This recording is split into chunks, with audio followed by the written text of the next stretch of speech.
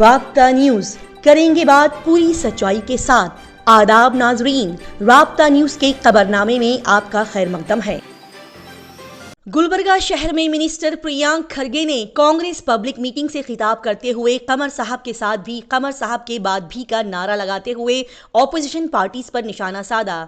Opposition parties की इस बात पर कि गुलबर्गा नॉर्थ से कांग्रेस पार्टी कैंडिडेट श्री राधाकृष्ण दोडामनी को इलेक्शन नहीं जीतने देंगे, इस बात पर उन्होंने कहा कि माइक हाथ में आते ही चूहे भी शेर बन जाते हैं, लिहाजा तुम लोग नाम के नहीं बल्कि काम से शेर बनो।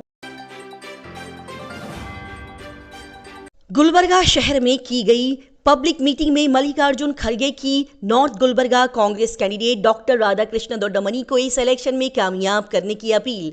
उन्होंने अपने अफजलपुर के स्पीच में लोगों से खिताब करते हुए कहा कि उनके दामाद और MP Gulbarga north Congress candidate doctor Radhakrishna Dodamani को सभी अवाम वोट डालकर इस इलेक्शन में भरपूर लीड के साथ कामयाब बनाएं, क्योंकि मैं और डॉक्टर राधाकृष्ण दोडामनी मरते दम तक आरएसएस और बीजेपी की आइडियोलॉजी से लड़ते रहेंगे।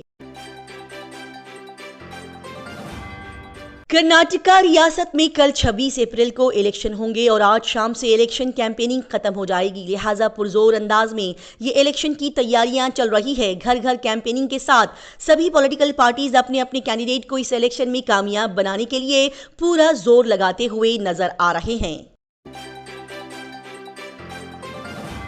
राजस्थान किशनगंज में की जाने वाली इलेक्शन रैलीज में मुसलमानों के खिलाफ बयानबाजी पर सख्त मजम्मत करते हुए असदुद्दीन ओवैसी ने नीतीश कुमार की खामोशी पर तनकीद किया। उन्होंने कहा कि नीतीश कुमार जी क्यों कुछ नहीं बोल रहे हैं, अपना मुंह खोलिए, क्या आपके मुंह में दही जम गया है।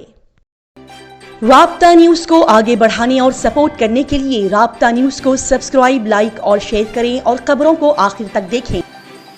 कर्नाटक हाई कोर्ट ने कन्नड़ी गांवों को कम मुलाजिमतें देने पर कंपनियों को फिटकार लगाई। कर्नाटक हाई कोर्ट ने कन्नड़ी गांवों को रोजगार के मौके फराहम करने में नाकामी पर गैर कन्नड़ कंपनी के बानियों की खिंचाई की है। उन्होंने कहा कि सिर्फ चपरासी और नौकरों जैसी निचली सतह की नौकरियों की पेशकश नाकाफी है। अदालत ने इस बात पर जोर दिया कि कन्नड़ी गांव को कंपनियां मुलाजिमत के तमाम ओहदे दिए जाने पर गौर करें।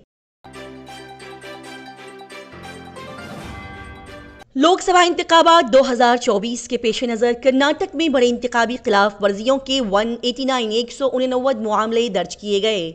जैसा कि कर्नाटक 26 अप्रैल को लोकसभा इंतखाबात की तैयारी कर रहा है, इलेक्शन कमीशन ने 4 शुमे को कहा कि बेंगलोर देहाती और मैसूर हलकों के तमाम पोलिंग स्टेशनों को वेबसाइट किया जाएगा। उन्होंने मजीद कहा कि अब तक सियासी जमातों या उम्मीदवारों के खिलाफ model code of conduct MCC के तहत बड़ी खिलाफ वर्जियों पर कुल 189 मुकदमा दर्ज किए गए हैं।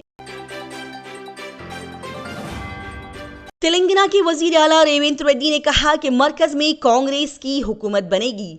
तेलंगाना के वजीर आला रेवंत रेड्डी ने इस चाशों को दावा किया कि कांग्रेस पार्टी मरकज में अगली हुकूमत बनाएगी। सिकंदराबाद लोकसभा सीट से पार्टी उम्मीदवार डी राजेंद्र की हिमायत में मुनक्किदा जलसा-ए-आम से खिताब करते हुए उन्होंने ये यकीन जाहिर किया कि कांग्रेस इस बार बीजेपी से ये सीट छीन लेगी। कोटा के तलबा की कोचिंग में कोटा JEE मेन नतीजे में जिला के 3 तलबा टॉप पर आ गए। जी हां, कोटा JEE मेन 2024 के नताइज नेशनल टेस्टिंग एजेंसी ने इस चाशों की रात को जारी कर दिए। कोटा कोचिंग ने एक बार फिर नताइज में कामयाबी दिखाई है और कोटा कोचिंग से ही JEE मेन पर टॉपर निकला है। टॉप 5 में से 3 तालिबे इल्म सिर्फ कोटा के हैं, लिहाजा इस रैंक के एदाद-ओ-शुमार में मजीद इजाफा होने का इम्कान है। कांग्रेस ने लोकसभा इंतखाबात के लिए एक और फहरिस्त जारी कर दी है। तेलंगाना से 3 उम्मीदवारों को टिकट मिल गए।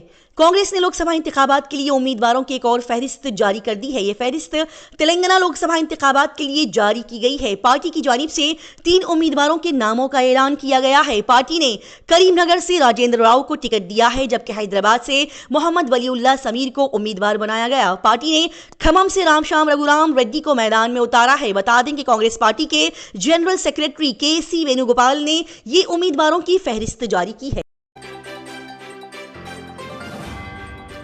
लोकसभा इलेक्शन 2024 के लिए अमित शाह ने नरेंद्र मोदी की तारीफ करते हुए कहा कि नरेंद्र मोदी ने काशी को हर मैदान में इज्जत दिलाने का काम किया है। मरकजी वजीर दाखिला अमित शाह ने इस शोबे को वाराणसी में वजीर आजम नरेंद्र मोदी के इंतखाबी दफ्तर का इफ्तिताह किया। इसी दौरान उन्होंने कहा कि पीएम नरेंद्र मोदी ने काशी को हर मैदान में इज्जत दिलाने का काम किया है। वजीर दाखिला ने मजीद कहा कि वजीर आजम ने मुल्क को बदउनवानी, जात परस्ती, उकरबा परवरी, खुशामद, दहशतगर्दी और नक्सल अजम से निजात दिलाई है। काशी के विरसे के साथ उन्होंने जदीदियत का भी ख्याल रखा है।